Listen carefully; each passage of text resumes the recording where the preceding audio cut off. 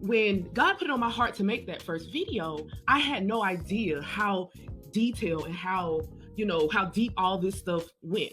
And so, I couldn't figure out for the life of me. I'm like, God, why do you keep impressing it upon me to, dig further, because if you notice, the thing about me is if you look just all my social media platforms, I don't have a ministry.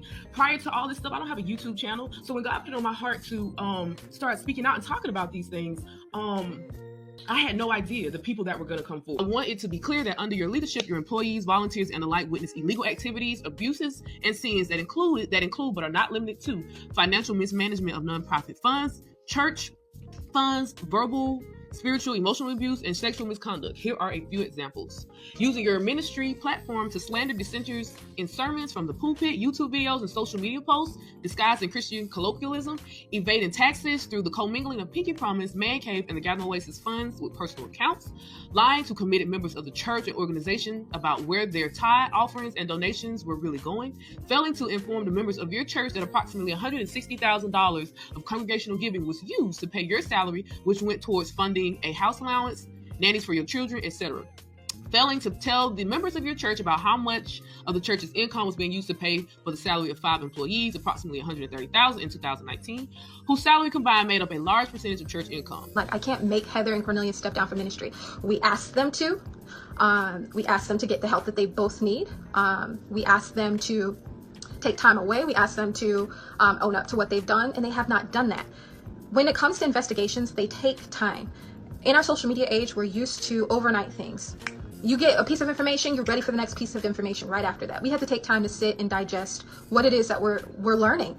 Because, if you think about any other investigations that are going on in our world right now, and I've shared some of those on my page, that, for example, Julie Roys is covering. These are things that take time. And because I'm a Christian, because I'm a believer, and I am that first, I am going to consult my community. I'm going to consult the Lord on how slow or how fast he wants me to move on something. This thing, hear me out.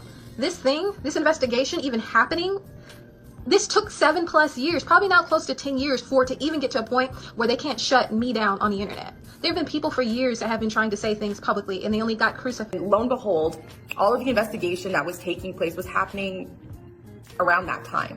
So, I had felt convicted prior to the program that something was going on with Heather Lindsey's content. Something just started to seem really off, and it just wasn't sitting in my spirit. And I tried to get a refund.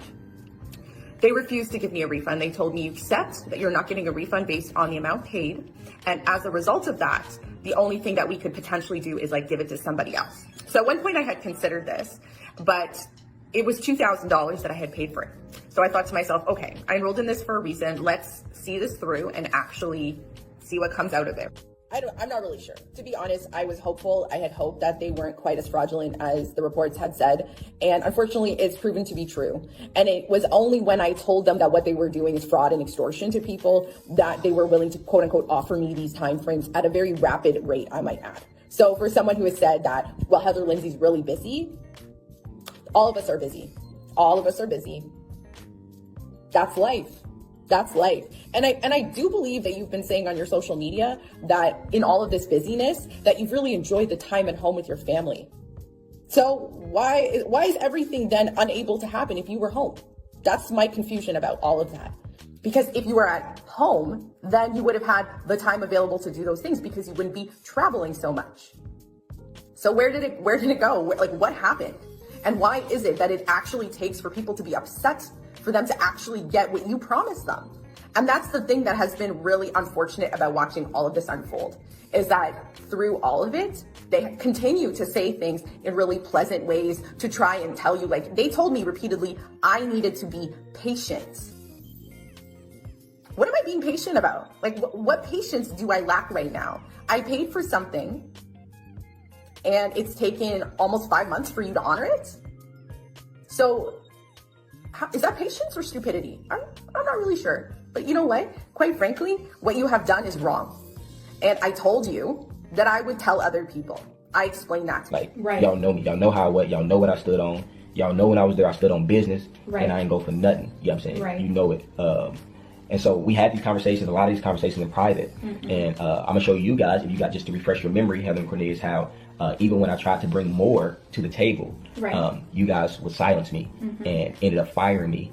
And we still never had the conversation, right? Cornelius, you was there, and Carla was there at Starbucks, right? Let's not act like none of this stuff happened. Right. You know what I'm saying? Let's not act like I'm making this up. We was at Starbucks in Marietta, outside of Solomon's old apartment. Like, let's not act like this didn't happen. Right. Okay. You and Carla sat right there. And so, yeah, I was silenced, man. I was silenced. I'm going to show you the emails. I'm going to show y'all all this. I'm not just speaking for my health. I'm going to show y'all all this. So basically, what we're trying to say in this video is allow your apology to be as loud as your disrespect was. You use public platforms to humiliate everybody, like old former Go members, old Pinky Promise members. You've blocked them. You've had sent subliminal messages and everything. So allow your voice to ring as loud as you use your platforms to disrespect those and the victims. Don't allow this to, I'm just going to email them and call them privately. No, that's not what you did when you disrespected them. It's time to speak up and say what's right. I'm trying to do all this as a press, the minions, the copycats, the ones that actually emulated her and she knew it and supported it.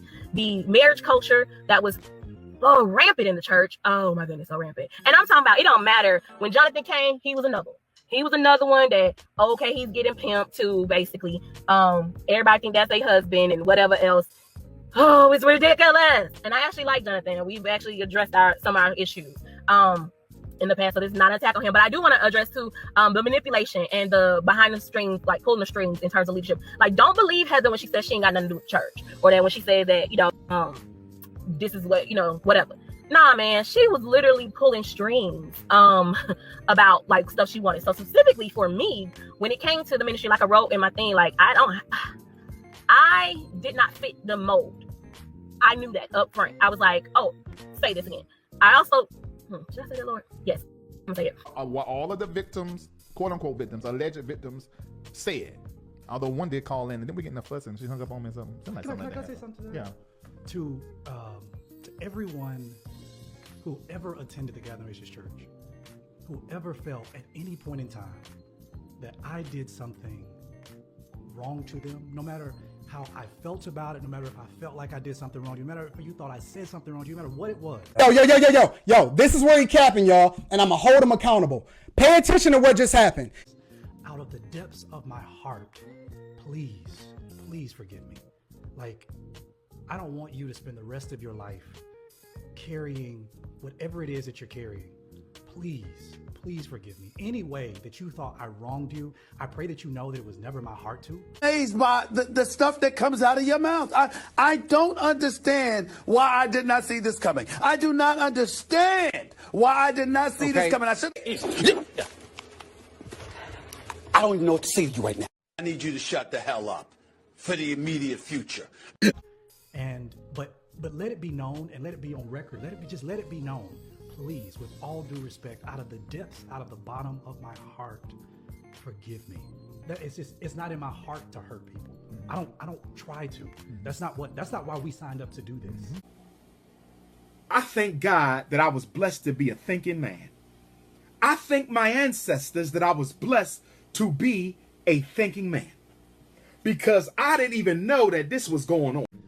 But however you felt, if you came, I didn't speak to you, you felt like I didn't hug you, you felt like I didn't touch you, you felt like I didn't let you sing, or whatever it was, whatever decision I made that you probably didn't find favorable, whatever it could have been, and however you feel wronged or offended, I don't care what the offense is, forgive me. We have the tapes. We have the information.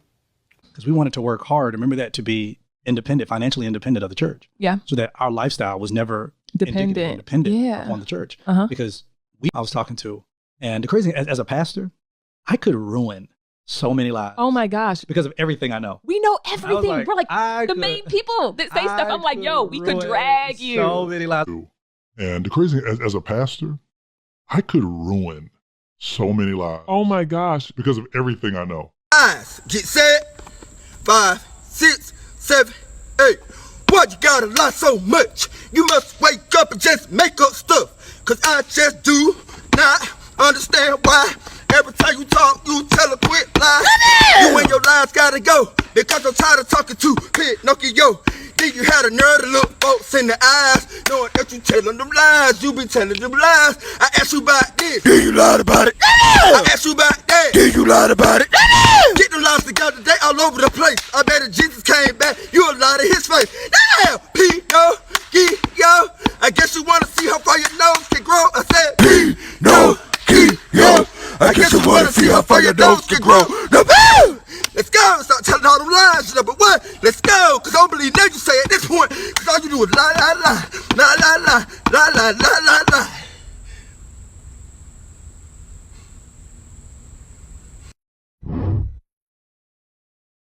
So welcome to the party, we go celebrate. Now stay outside, you better join the team. Oti kanga na yema, blessing God, blessing Jacob.